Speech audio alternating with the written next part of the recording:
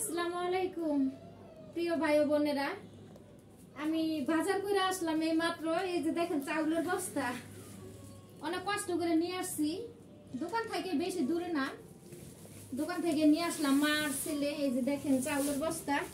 একটা হাসির ঘটনা জানেন না, আমি রান্না করতে গেছি, চাউল খুঁজে চাউল পাই না, মানে অল্প চাউল ছিল পাতিলে থুইছি, এখন রান্না করবো চাউল নাই, হঠাৎ করে মনে হয়েছে আল্লাহ চাউল তো নাই। এখন এই যে দেখেন এই যে মাগরিবের পরে যাই চাউল নিয়ে আসলাম তাড়াহুড়ো করে।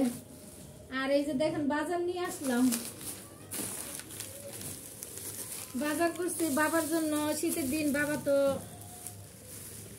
খাবার বেশি খাইতে পারে না, ভাতটা খাইতে পারে না, বাবার জন্য রুটি বানাইতে হয়।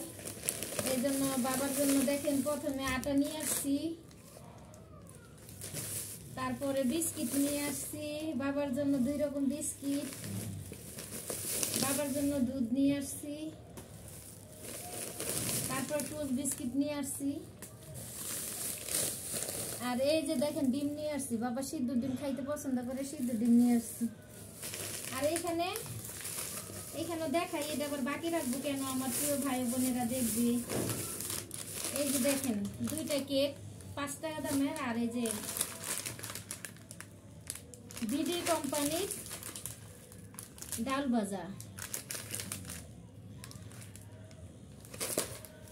আর এখানে হয়েছে 2টা স্প্রিট আমি খাইতে খুব ভালোবাসি, ভালো লাগে খুবই। 2টা স্প্রিট নিয়ে আসছি। তো এই বাজার এখানে 2240 টাকার বাজার, এই কয়টা জিনিস 2240 টাকা। তো হাস্যকর ব্যাপার যে আমি রান্না করতে গেছি চাউল খুঁজে পাই না। দেখেন টেনশন, মানুষ কত দূর চলে যায়। তো আমি টেনশনে ছিলাম, তো ঘরে যে চাউল নাই আমার মনেই নেই। রান্না করতে গেছি, যে রান্না করব, সারাদিন রান্না করি নাই, ঠান্ডা ভাত ছিল গরম করে খাইছি। এখন রান্না করতে যাই চাউল খুঁজে পাই না। যাই হোক তাড়াতাড়ি নিয়ে আসছি। আবার বিকাল বেলা সবজি বাজার করছি, সবজি নিয়ে আসছি। তো দেখেন কি কি সবজি নিয়ে আসছি আমি।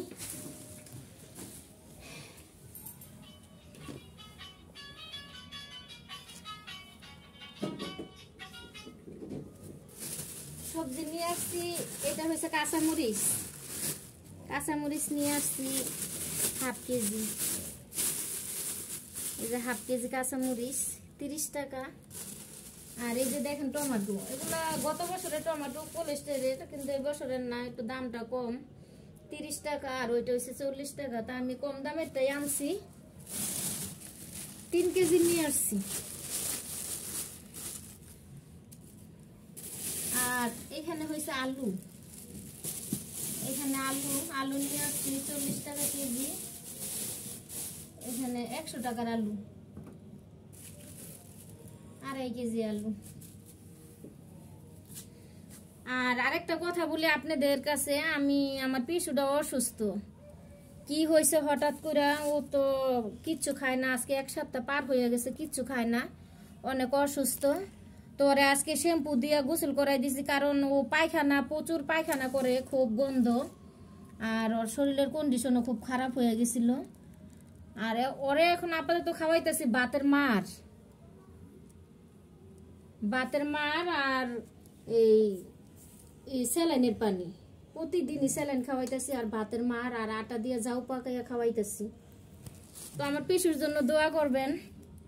আর আপনারা কমেন্টে বলবেন আমি পিসুর জন্য আর কি করতে পারি, কারণ আমি এর আগে কখনো পালি নেই, এই জীবনে প্রথম আমি বিড়াল পালতেছি। তো আমি ওর আর কি চিকিৎসা নিতে পারি, এটা আপনারা কমেন্টে অবশ্যই বলবেন, তাইলে হয়তো আমি ওরে সুস্থ করতে পারবো। তো বাঁচবে কিনা জানি না, আমি অনেক চেষ্টা করতেছি ওর বাঁচানোর জন্য, বাকিটা আল্লাহর ইচ্ছা। দেখেন না কত যত্ন করছে। আর আজকে প্রচুর কাপড় চাপড় ধুইছি, ও নষ্ট করছিল, সেগুলো ধুইতে হয়েছে, অনেকটা অসুস্থ।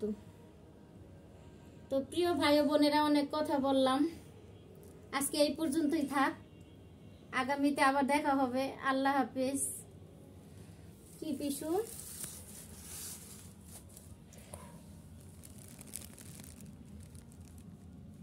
চৌকি মিলতে পারে না, আরে